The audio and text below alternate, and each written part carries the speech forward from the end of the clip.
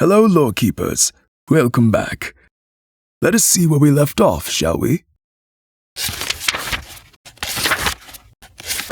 Ah, yes. A dragon across the sea. Rourke kept his promise.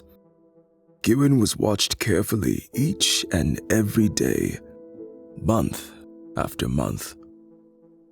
Though he would not like to admit it, his combat skills improved, and so did his speed and hunting ability.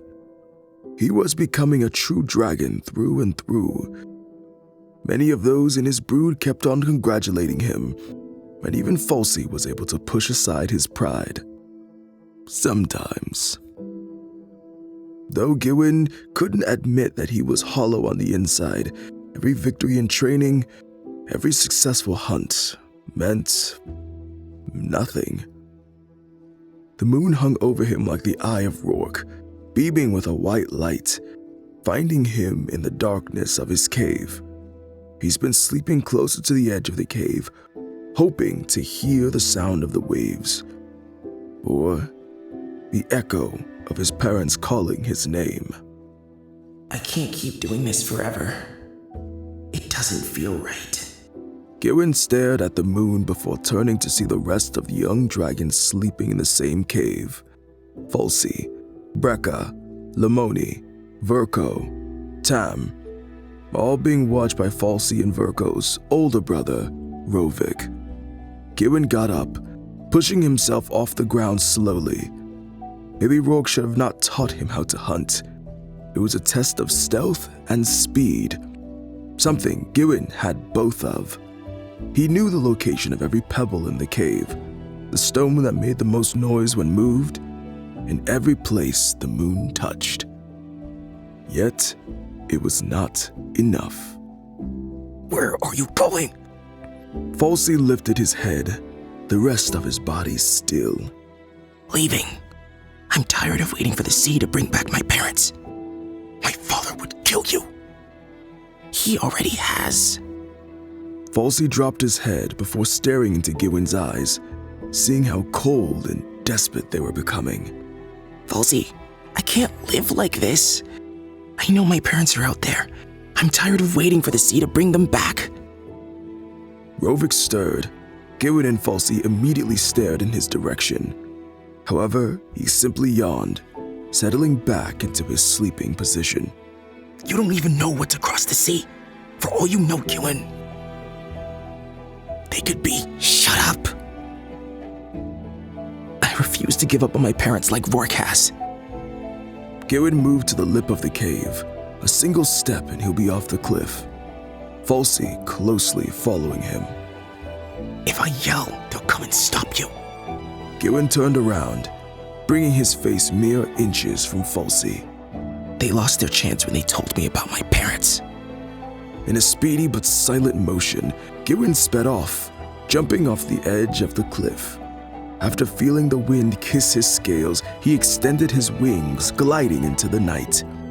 The world looked so different. It splashed with colors of green and white, almost ominously glowing. He flapped his wings, making his way to the sea. It grew ever closer, but ever vast. Could he really do it? Fly across the sea? Would he even reach the same place his parents landed on? His wings slowed. The bright-colored sand was in sight, twinkling like ground stars in the moonlight. But something else glittered, something brighter than the sand. Scales.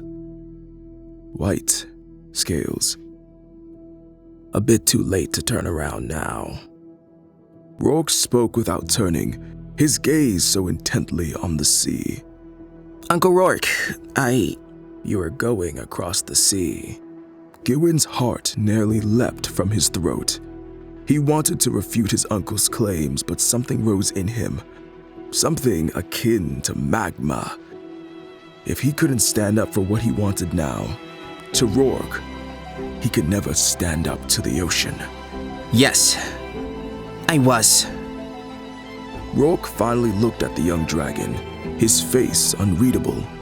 After I told you not to? Yes. Rourke nodded. About time. What? I have longed to see your parents return. I have told you this. But I am a father, a mate, and a clan leader. I cannot hope to leave my post.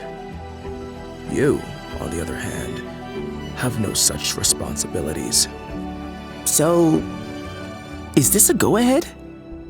Of course it is. This is what I've been trading you for. Giwin jumped into Rourke's body, nuzzling against his scales.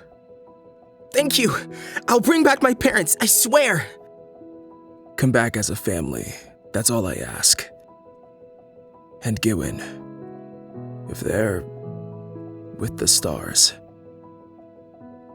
just come back to us alive. Giwin pulled away from Rourke, straightening his brow and nodding at him. Giwin looked across the sea, its endlessness intimidating, its vastness a horror. But beyond it lay something even greater than he has ever imagined. Before you go, Giwin, your parents are special people. You will come to realize that as you fly. I hope so. Goodbye, Uncle Rourke. We'll see you soon. Giwin raised his wings, crouching low. He waited, gazing upon his goal, the moon as his guide. In a synchronicity of body, his wings came down as his legs sprung up. The air guided him across the sea as the night beckoned him into their embrace. So many things were beyond that thin line that separated the water from the earth. Endless possibilities, different worlds, his parents. Now, his wings will take him there. I think we will stop here for today. Thank you for your time, and hopefully you'll join me again soon. Goodbye, and I pray that the lore of your life will be ever fortunate.